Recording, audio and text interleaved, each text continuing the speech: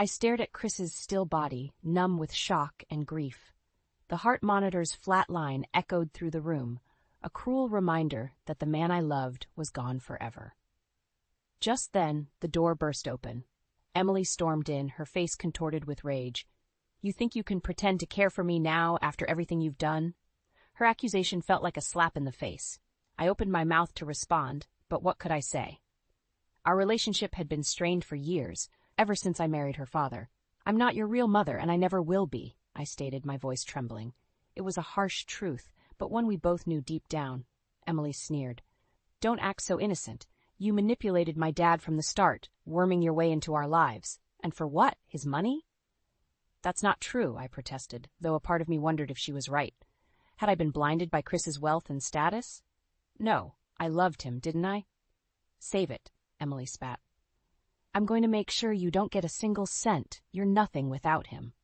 Her words cut deep, reigniting every insecurity and doubt I'd harbored over the years. As she stormed out, I sank into the chair beside Chris's bed, burying my face in my hands as sobs racked my body. How had things gone so wrong? When Chris and I first met, I'd been drawn to his kindness, his warmth.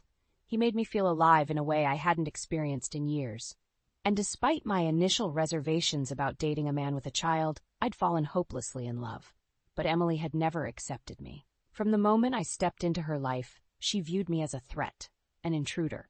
No matter how hard I tried to connect with her, she shut me out, her teenage angst morphing into a cold, calculated cruelty as she grew older. And Chris, bless his soul, had been too soft on her, too eager to keep the peace. He'd enabled her behavior, siding with her against me time and again until I felt like an outsider in my own marriage. Now, with Chris gone, I was truly alone, facing the wrath of a vengeful stepdaughter who seemed determined to destroy me. As the weight of Emily's hatred bore down, I knew one thing for certain: the battle for Chris's legacy, for my very future, had only just begun. I met Chris at a company party, back when I was working in HR at a tech firm. He walked into the room, and it was like the air shifted. I couldn't take my eyes off him. His warm smile, the confident way he carried himself. When our eyes met, something sparked between us. After the party, I couldn't stop thinking about him. A few weeks later, we ran into each other at a cafe, and he asked me out. I said yes, despite the little voice in my head warning me about his complicated situation. On our first date, he was open about his past, his failed marriage, his struggle to connect with his daughter Emily after the divorce. I admired his honesty, his vulnerability. Over dinner, I found myself drawn to his values, his desire to be a better father and partner. The more time we spent together, the deeper I fell. Chris treated me with a tenderness and respect I'd rarely experienced in my years as a single woman. He made me feel cherished, special. But I couldn't ignore the shadow that loomed over our relationship, Emily. At 16, she was a sullen, resentful teenager who clearly blamed me for her parents' divorce. She refused to give me a chance, shooting me icy glares whenever I was around. Chris tried his best to make it work, to blend our lives together. We took family trips, had game nights, went out for nice dinners. But the tension was always there, simmering beneath the surface like a dark undercurrent. "She's just going through a phase," Chris would say, wrapping his arms around me. "She'll come around eventually." I wanted to believe him, but Emily's coldness only seemed to deepen with time.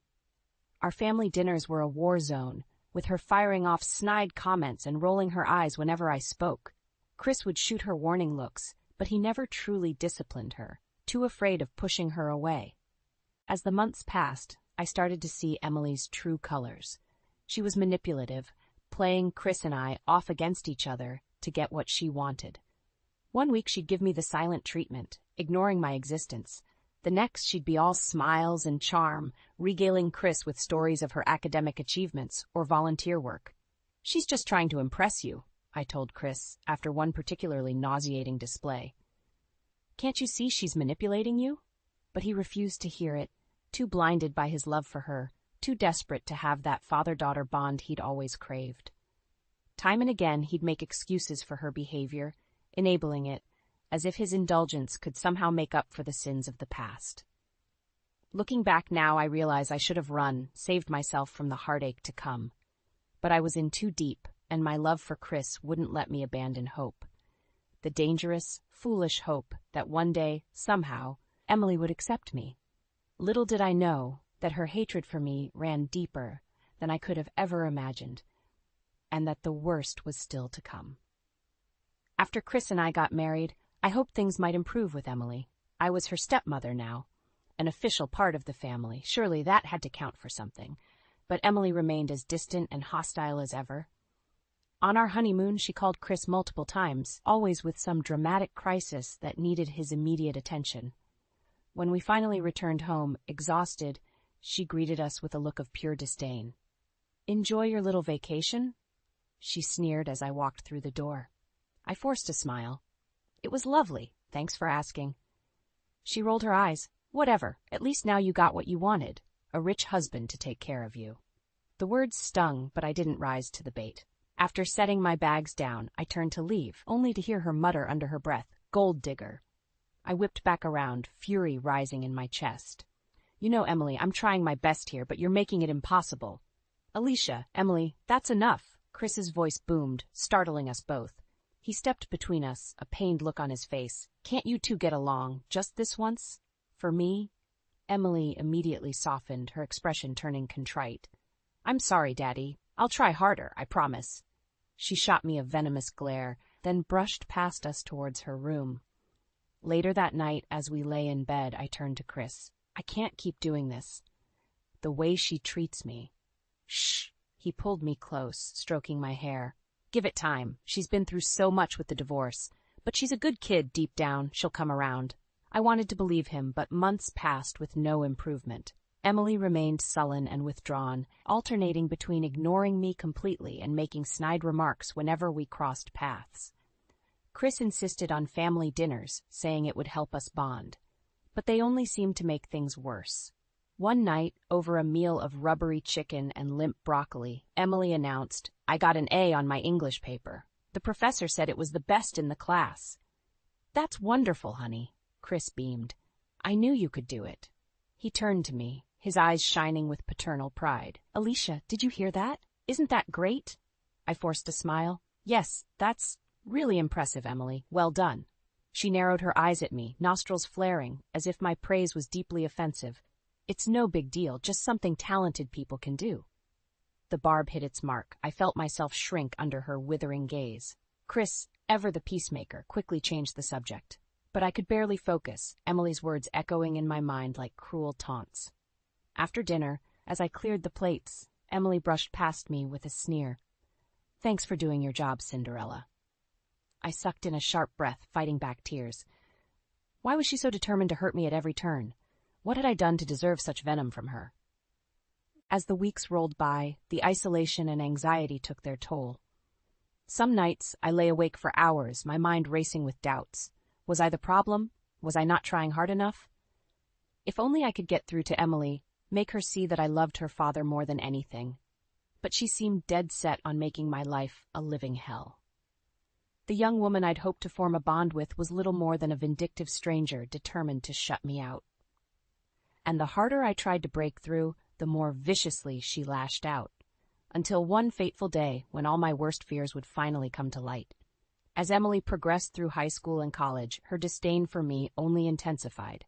She became a master manipulator, using her charm and intelligence to wrap Chris around her finger whenever she wanted something. "Daddy, can I please get the new iPhone?" She'd coo, batting her long lashes. "All my friends have it, and I really need it for school projects." Chris would hesitate, looking at me uncertainly, but then Emily would pout those full lips, and he'd instantly cave. "Oh, all right, anything for my little girl." I'd try to reason with him later.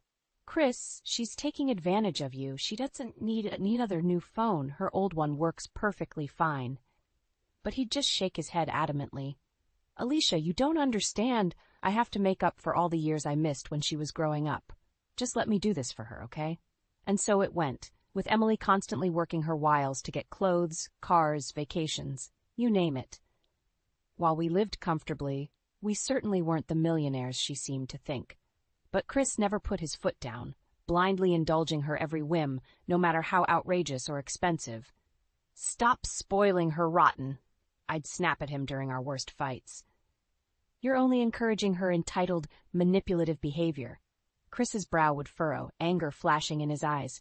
Don't you dare talk about my daughter that way. She's been through enough. The least I can do is give her what she wants. His words sliced through me, the implication clear. Emily's needs would always come before mine. Before us. During Emily's college years, she pulled similar stunts to earn Chris's approval, regaling him with tales of her academic achievements and grand future plans, all while throwing me contemptuous glances, making it clear I'd never be a part of that brighter future she dreamed of. I got an internship at a prestigious law firm, she announced one night at dinner, chin raised defiantly as she stared me down. They said I'm on track to be a partner after I finish my degree. That's wonderful, Pumpkin, Chris gushed, looking at her with naked pride. He turned to me expectantly. Alicia, doesn't that sound impressive? I forced a tight smile. Yes, very impressive. Congratulations, Emily.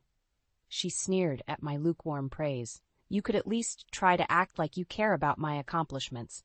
The hurt must have shown on my face because Chris immediately turned on me with a glare.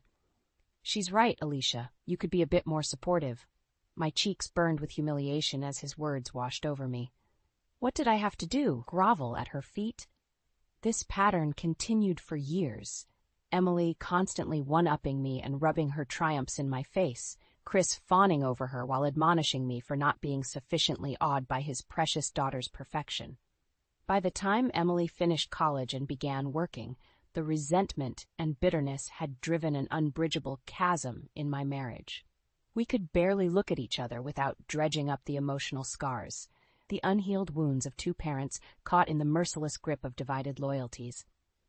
I love you, Alicia, but she's my little girl, Chris would say helplessly during our worst clashes, as if those words could somehow justify or excuse the hell my life had become. I understood in a way. Emily was his flesh and blood, the living embodiment of the family he'd lost through his own failings. Making it up to her, regaining her approval, it had become his singular obsession. But at what cost? By allowing her hatred and manipulation to fester unchecked, Chris had enabled a rift that may never be mendable, a rift that would soon tear our whole world asunder. Little did I know that the worst was still to come, and that Chris's death would be the spark that ignited Emily's rage into an unholy blaze of vengeance. I'll never forget the night Chris died. We were having one of our usual tense dinners, the air thick with unspoken resentments. Emily had just announced some new career triumph, basking in her father's adoring praise while shooting me smug looks from across the table.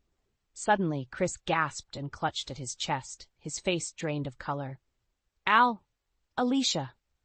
In an instant, I was by his side as he crumpled from his chair. Chris, oh my God, somebody call 911. Emily just stood there, eyes wide with shock, making no move to help. I shot her a pleading look as I cradled Chris's head in my lap. Emily, please, your father needs help. That seemed to snap her out of her daze. She fumbled for her phone with trembling hands and dialed emergency services. I stroked Chris's clammy forehead, murmuring desperate reassurances that everything would be okay, but his eyes had already taken on a glassy, distant look. His lips moved soundlessly as the life drained from his stricken body. The paramedics arrived and worked furiously to resuscitate him. But it was too late. Chris was gone, claimed by a massive heart attack at just 50 years old. I remember letting out a wail of anguished grief as they gently pulled me away, the love of my life now still and lifeless on the floor. Emily collapsed into a chair, face white as a sheet, looking more lost and afraid than I'd ever seen her. At the hospital, after they'd taken Chris away, Emily turned on me with undisguised fury burning in her red-rimmed eyes. You monster, she cried, her voice dripping with venom. You think you can pretend to care for me now, after everything you've done? After how you treated my dad? I recoiled, struck by the naked hatred radiating from her slight frame. Emily, what are you talking about? I loved your father with all my heart. Don't give me that crap. She jabbed a finger at my chest, her whole body trembling with rage.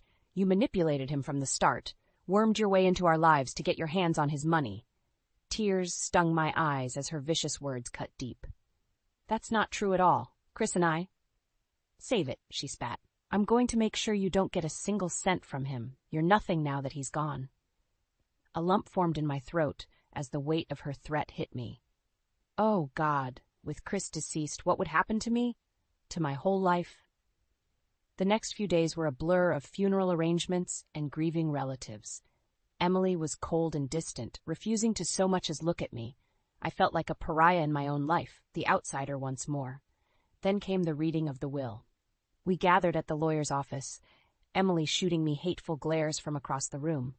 When the attorney opened the sealed documents, a hush fell over us all. To my beloved wife Alicia, the lawyer read solemnly, I leave the majority of my assets and holdings, including the house, investments, and— No! Emily screeched, leaping to her feet. All eyes turned to her as she stabbed an accusing finger at me. She manipulated him. That money is rightfully mine. I shrank in my seat, bracing for the onslaught as Emily's eruption of fury washed over me in waves. The lawyer tried to interject, but she was unstoppable, years of pent-up hatred and resentment finally unleashed. You're going to pay for this? She hissed, her chest heaving. If it's the last thing I do, I'll make you suffer for what you've done to my family. You hear me? You're going to wish you never laid eyes on us.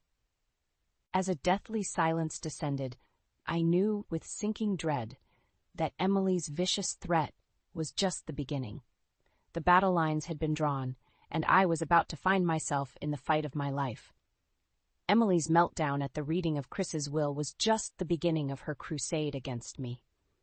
In the days that followed, she launched into a relentless campaign of harassment and intimidation. That money should be mine, she'd scream whenever she saw me. You manipulated my dad into cutting me out. Her angry accusations followed me everywhere, the grocery store, the gym, even taking out the trash. She seemed determined to make my life a living hell at every turn. One afternoon, I arrived home from running errands to find her camped out on my front porch, eyes blazing with fury. There you are, you lying, gold-digging witch, she spat as I approached. Did you really think you could just take everything from me like that? I sighed wearily. Emily, please. Your father wanted me taken care of after he was gone. That's all this is. Bullshit! She shot to her feet, fists clenched. I know you poisoned his mind against me over the years, turned him against his own flesh and blood. That's not true at all, I said, struggling to keep my voice even. I never tried to come between you two. Chris loved you more than anything. Emily barked a harsh laugh. Yeah, and look where that got him, dead before his time, while you swooped in like a vulture to pick over the remains. The cruel words lanced through me like daggers. I blinked back tears, suddenly regretting my fruitless attempts to reason with her.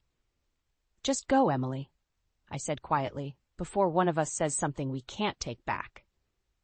For a beat, her face contorted in an almost feral snarl. Then, without warning, she lunged at me, hands outstretched like talons. I gasped and stumbled back as she made a grab for my hair, her long nails raking my cheek. You evil, manipulative bitch. Instinctively, I shoved her away, sending her staggering backwards. She caught her balance, and we stared at each other, chests heaving, an unspoken line crossed. Emily's expression morphed into a vicious leer. Don't think this is over. Not by a long shot. I'm going to destroy you. Do you hear me? Destroy. You. With that, she whirled and stormed off, leaving me shaken and nursing the welt already forming on my face. Over the next few weeks, the attacks escalated from the verbal to the undeniably criminal. My car tires were slashed repeatedly. Nasty, obscene graffiti was spray-painted across my garage door. Even a brick came crashing through my front window one night, narrowly missing my head. I went to the authorities, but they could do little without catching Emily in the act. She was careful to leave no fingerprints or witnesses, her bright future as a hotshot lawyer always at the forefront of her calculated attacks. Please, you have to do something, I begged the detective assigned to my case. She's unhinged, a complete danger to herself and others. The gruff officer just shrugged, unmoved. Look, lady, I get that you're going through a tough time, but without hard evidence, there's not much we can do about a family dispute over some money. My protests fell on deaf ears. Emily had me cornered, and she knew it. The assaults just kept coming. Vile letters filled with threats and accusations, scratches along the sides of my car, and that malicious presence always lurking. I became afraid to leave my own home, jumping at every sudden noise or movement. The stress and fear were taking a heavy toll, both emotionally and physically. Some nights, I lay awake for hours, haunted by memories of Chris's warm smile and gentle touch, things I'd likely never experience again. That's when I realized with sinking dread that Emily's revenge went far deeper than mere money or inheritance. This was about stripping me of everything: my home, my safety, my very identity as Chris's wife, until I had nothing left but the torment of her hatred bearing down like a crushing weight. Something had to be done. I couldn't go on living like this, a prisoner in my own life. It was time to fight back, no matter how ugly or painful it became.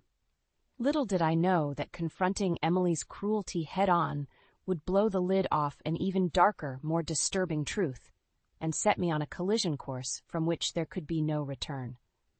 I realized Emily's vendetta against me went far deeper than just jealousy or resentment over the inheritance. There was a twisted, almost pathological hatred burning within her, fueled by years of manipulation and deceit.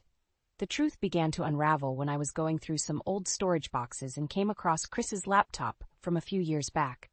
On a whim, I booted it up and started browsing through his files, my heart aching at every photo and document reminding me of happier times. That's when I stumbled across a folder simply labeled Emily. My breath caught in my throat as I opened it and began reading through the contents: emails, text messages, even voice recordings spanning years. Evidence of Emily's ongoing lies, sabotage, and efforts to undermine my relationship with Chris. It was all there in sickening detail. Fake emergencies and crises designed to pull Chris away from me. Exaggerated stories about me mistreating or neglecting her, voiced through teary phone calls pleading for her daddy's comfort and support. Even admissions from Emily about seeing a therapist for anger issues aimed at deliberately alienating me from the family. My blood boiled as I absorbed the damning messages one by one. So many of our marital problems, the endless fights and heartache, could be traced directly back to Emily's calculated machinations over the years. The vicious, remorseless depths she had sunk to in order to maintain her vice-like grip over Chris. When I finished reading through it all, I sat in stunned silence, tears of rage streaming down my cheeks. This whole time she had been gaslighting not just me, but her own father as well, playing us both like finely tuned instruments in her twisted campaign of sociopathic jealousy. That night, when Emily came barging into my home yet again to hurl more vile accusations, I was ready. I grabbed her by the wrist as she advanced, spinning her around and slamming her against the wall. "Let go of me," she snarled, struggling against my grip. "I'll have you arrested for assault." "Shut up and listen for once," I growled through gritted teeth. "I know what you've been doing all these years, you manipulative little monster." Her eyes went wide, jaw-dropping in an almost comical display of shock. What are you talking about?" Rather than explain, I released her and retrieved Chris's laptop from the other room, pulling up the file folder I'd uncovered earlier. Emily's eyes went flinty as she began scanning the documents and recordings, her mask of innocence shattering with each new revelation. "So this is how it's going to be," she spat, color rising in her cheeks. "You were always jealous of me and Dad's relationship. This is just some pathetic attempt to turn him against me, even in death." I could only stare at her in disbelief. "Are you deranged? Look at the evidence right in front of you. The lies, the sabotage. You had no problem deceiving and manipulating us to get what you wanted. Your own father," Emily sneered. "Please, he always took your side no matter what I did. Don't try pinning that on me." "You're sick," I shot back, disgust roiling in the pit of my stomach. "You've been playing the victim for years, but you're the one inflicting all this misery and destruction on this family." Her nostrils flared, lips peeling back in an ugly snarl. "This is far from over, you self-righteous bitch. In fact, it's only just beginning." She grabbed the laptop and hurled it against the far wall with a resounding crash, shattering the screen into a twisted spiderweb of shards. Then she whirled and stormed out, leaving a path of destruction in her wake. I sank to the floor, hands trembling as the full, ugly reality sank in. Whatever twisted psychological games Emily had been playing all this time, they had clearly warped her perception of reality entirely. There would be no getting through to her, no appeals to sanity or reason. I was well and truly trapped in her vengeful crusade. And as the ominous weight of her final threat hovered over me, I knew this was only the opening salvo of a war that could ultimately consume us both.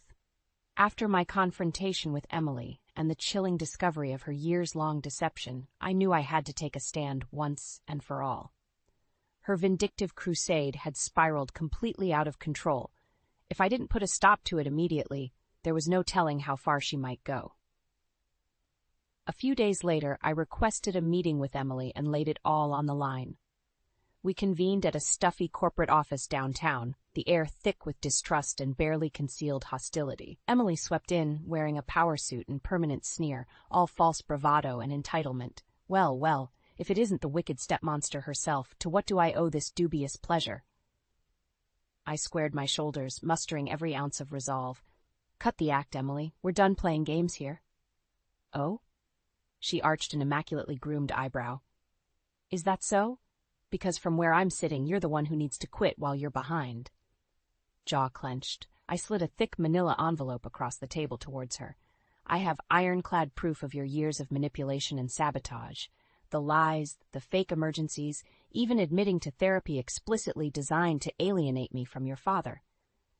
Emily's bravado flickered for just a moment before her sneer returned full force. So you've got some circumstantial evidence, so what? That doesn't change the fact that he chose you over his own daughter in the end. Don't you get it? I shot back, anger rising. Your jealousy and entitlement drove a wedge between you two long before Chris died. He spent years enabling your behavior, indulging your every selfish whim. That struck a nerve. Emily's nostrils flared as she leaned across the table, eyes blazing. How dare you? You think you can psychoanalyze me when you're the one who wormed your way into our lives? Dad loved me more than anything until you showed up. I shook my head sadly. Emily, wake up. Your whole perception of reality has become dangerously warped. I'm not the enemy here. I'm the one trying to help you see the truth about yourself before it's too late. She opened her mouth, then seemed to think better of it, snapping it shut again, as her expression contorted in disgust. When she finally spoke, her voice was laced with venom. You're right about one thing. This does end today, but not how you think. She rose abruptly from her seat, knocking it over with a clatter. I'm taking you down, one way or another. Maybe then Dad's memory can finally be at peace, free from your poisonous influence. Emily, listen to yourself, I pleaded, alarmed by the maniacal glint in her eyes. You're unraveling. Whatever delusions you've been clinging to, it's time to let go. But she was already stalking away, shoulders squared and fists clenched. Over her shoulder, she spat, Don't worry, you smug bitch. When I'm through with you, everyone will finally understand my side of things. I'll make sure of it. After she stormed out, I sat in stunned silence, emotions churning. Despite laying everything on the table, Emily was too far gone, her hatred too entrenched. There would be no reasoning with her, no bringing her back from the brink of her self-destructive obsession. In that moment, I made a difficult choice. For my own safety and sanity, I would have to cut Emily out of my life completely. She had made her bed, and now she would be forced to lie in it, dealing with the consequences of her malice and delusion. I consulted legal counsel and began the process of freezing Emily out of Chris's assets and estate. The lawyers warned it would be an uphill battle, given her unrelenting stance, but I didn't care. Even if it meant draining my own funds to the last penny, I was prepared to fight her tooth and nail. True to form, Emily came unhinged when the court orders went through, locking her out of further claiming her inheritance. She launched an all-out legal war, hiring a team of vicious attack dog attorneys committed to paint me as the villain at any cost. But I was ready this time. With Chris's true legacy, the evidence of Emily's treachery and manipulation, on my side, I weathered the vicious court battles with grim determination. Time and again, her attempts to strong-arm and bully me were thwarted by cold, hard proof. The protracted legal maelstrom bled Emily's finances dry, her shiny new career as a hotshot lawyer in jeopardy as creditors came knocking. In a cosmic twist of karma, she even faced potential disbarment as her dirty tactics and suspect actions unraveled into the harsh light. Through it all, I refused to back down or compromise. This was about more than money. It was about stripping away the twisted facade Emily had been hiding behind her whole life, forcing her to finally face the ugly reality of her own misdeeds and delusions. In the end, she brought the ruin upon herself.